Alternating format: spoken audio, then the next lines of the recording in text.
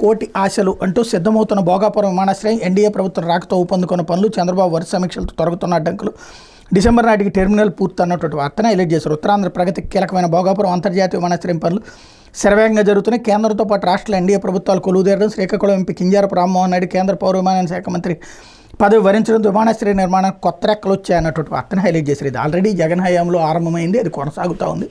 ఇప్పుడు కొత్తగా రెక్కలు వచ్చేదేం కాదు, పని పూర్తవుతుంది. ఇప్పుడు నో డౌట్ అది ఇంతకుముందు ఉన్నటువంటి పనులని ఇప్పుడు వచ్చినటువంటి ప్రభుత్వాలు పూర్తి చేయడం అన్నటువంటిది బాధ్యత. కాకపోతే ఇక్కడ ఏంటంటే క్రెడిట్ జగన్కి కాకుండా చంద్రబాబుకి. ఇప్పుడు అదే హైటెక్ సిటీ ఉందనుకోండి, చంద్రబాబు మొదటిది ప్రారంభిస్తే మిగతాదంతా కంటిన్యూ చేసింది రాజశేఖర రెడ్డి. కానీ ఆ క్రెడిట్ చంద్రబాబుకే ఇవ్వాలి, ఆరంభించారు కాబట్టి.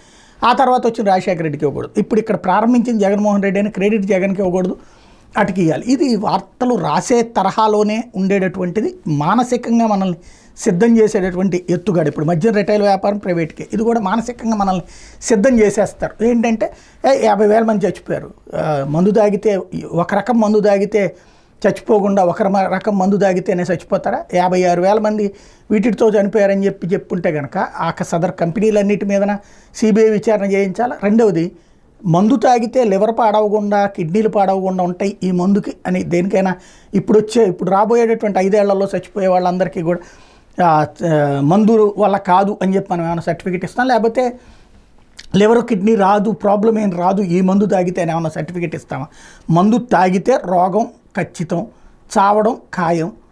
కానీ దాన్ని ఈ ప్రభుత్వ విధానం వల్ల, ఆ ప్రభుత్వ విధానం వల్ల అని చెప్పుకుంటూ అసలైతే ఏంటంటే ప్రైవేటు మద్యం దుకాణాలు తెరవబోతున్నటువంటి దాన్ని సమర్థిస్తూ ఒక వేరే వైపుకి డైవర్ట్ చేస్తూ టాపిక్ అన్నటువంటి నడుస్తుంది. ఇప్పుడు చిల్లర దొంగతనాలు